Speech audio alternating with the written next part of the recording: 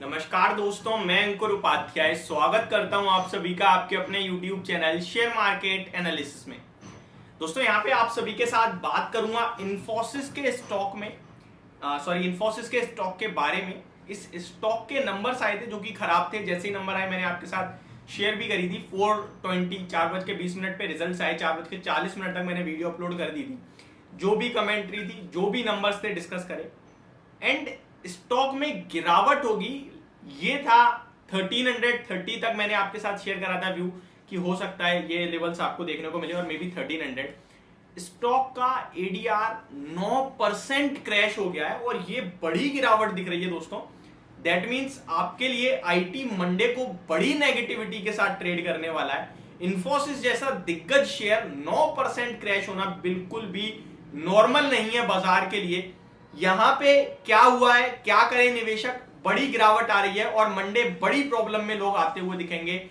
बड़ा panic selling भी हो सकती है। ऐसे में आपको क्या करना है इसके बारे में समझते हैं। और ये एडीआर के बारे में अगर नहीं जानते तो मैं आपके लिए मैं छोटी सी डिटेल बता दूं।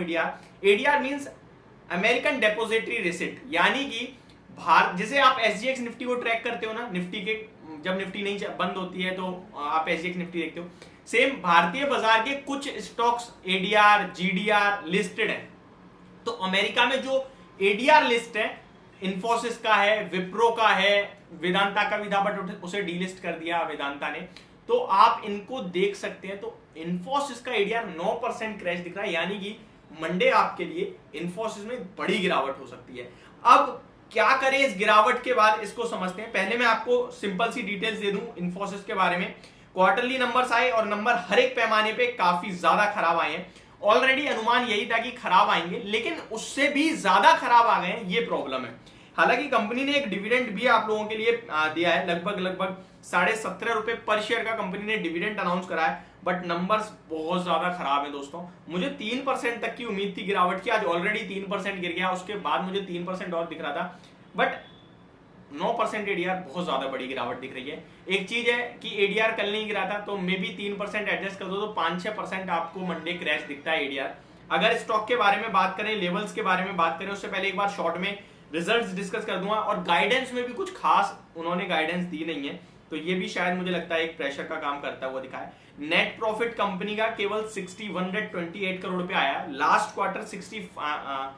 क्वार्टर जो कंपनी का प्रॉफिट था वो 6590 करोड़ का था। उम्मीद 6600 करोड़ की थी, जिसके सामने बहुत वीक नंबर आया है। तो ये नंबर्स बहुत ज्यादा खराब हो गए हैं और स्टॉक आपको एक्शन भी दिखाता हुआ दिख रहा है। हालांकि भारतीय बाजार में तो नहीं, लेकिन हाँ यूएस में जरूर दिखा रहा है। इन्फोसिस का स्टॉक 1389 रुपीज के लेवल्स पे क्लोजिंग देता हुआ दिखा है। चार्ट्स पे 1380 का सपोर्ट था, वो तो गया समझ लो। मंडे को 1330 जो अगला सपोर्ट निकल के आ रहा है वो भी आपके लिए मुझे लगता है टूट सकता है। फिर आपके लिए मई 2021 के लो हैं 1330 1320 के, वो भी मुझे लगता है स्टॉक ब्रेक करने की तैयारी में है। एंड उसके बाद स्टॉक में कोई नियर बाय सपोर्ट भी नहीं है। 1270 के लेवल्स का है। मुझे लगता है इस स्टॉक में बड़ी गिरावट होने जा रही है। अब ऐसे में निवेशक क्या करें इसके बारे में जानते हैं। देखिए, ट्रेडर्स का तो पोजीशन में से तो ट्रेड आपको लेना ही नहीं चाहिए किसी कॉर्पोरेट एक्शन से। बट अगर किसी ने लिया है, पैसा बन रहा है उनका, तो बहुत अच्छी बात है। और जा रहा है तो फिर वो एक लिमिटेड अमाउंट ही जाएगा। आपको ऑप्शन में करा होगा काम तो, बट फ्यूचर में करा है और लॉन्ग हो आप, तो फिर मुझे लगता है बड़ी प्रॉब्लम है। आपको एग्जिट ही लेना है। लेकिन इन्वेस्टमेंट पर्पज से क्या करना चाहिए उसके बारे में समझते हैं और जानने की कोशिश करते हैं। तो इन्वेस्टमेंट पर्पज से मुझे लगता है बहुत बड़ी गिरावट हो जाएगी, गैप डाउन होगा, पैनिक सेलिंग होगी।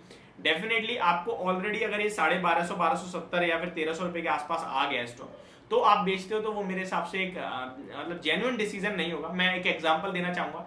डीवीज लैब के जब Q3 के नंबर आए थे तो 9% क्रैश हुआ था स्टॉक और लगभग 3000 तक आ गया था। फिर और गिरा, पूरे 3 महीने गिरा और 2800 रुपए तक के समथिंग लो लगाए। आज स्टॉक दोबारा 3100-3200 पे आ गया है। तो जिसने वो 9% के क्रैश में सब कुछ खराब, मूड माहौल खराब, लोगों को दिमाग खराब, और उसके बाद 3000 के बाद भी 2800 रुपए तक की जर्नी दिखाई उसने। कंसोलिडेशन करा 3 महीने, नेगेटिव रिटर्न्स दिए, और जिसने रखा आज वो 3000 की जगह 3200 देख पा रहा है। बट जिसने बेच दिया वो आज लॉस ही कर गया, बुक कर लिया उसने, और उसने कहीं ना कहीं निवेश करा होगा। वो पता नहीं कैसा होगा, पॉजिटिव होगा नेगेटिव वो पता नहीं, बट आपने डीवीसी लैब में लॉस किया। इन्फोसिस भी quality wise well whether stock है, ब्लू चिप स्टॉक है, गिरावट में आपको बेचना नहीं चाहिए। अगर आप लॉन्ग टर्म पर्पज से आप अगले 2 साल होल्ड कर सकते हो तो आपका व्यू शॉर्ट टर्म है, 1 महीना है, 1 हफ्ता है, 2 हफ्ते है, तो मेरे हिसाब से डेफिनेटली नेगेटिव हो गया आपके लिए स्टॉक, आपको निकलना ही बेटर होगा। 1300 तक की बात मैंने 2-3 दिन पहले करी थी, तो एक कमेंट आया था कि भाई इसकी बात पे यकीन मत करना, इन्फोसिस का स्टॉक 1300 बिल्कुल नहीं जाने वाला है। तो वो मेरी बात नहीं थी, वो चार्ट जो कह रहे थे वो मैंने आपके साथ शेयर करा था। बट ठीक है, आप लोगों का प्यार भी आता है तो कभी कभार नेगेटिव कमेंट्स भी आते हैं। बट अभी क्या करना है, सिंपल है, 1300 रुपये बेचने वाला लेवल नहीं होगा, वहां आपको डरना घबराना नहीं है। बट ट्रेडर्स के लिए प्रॉब्लम का विषय बनता हुआ दिख रहा है। तो ये मेरी तरफ से आपके लिए एक अपडेटेड वीडियो, होप आपको समझ और पसंद दोनों आई होगी। Thank you so much for watching this video, have a great day guys.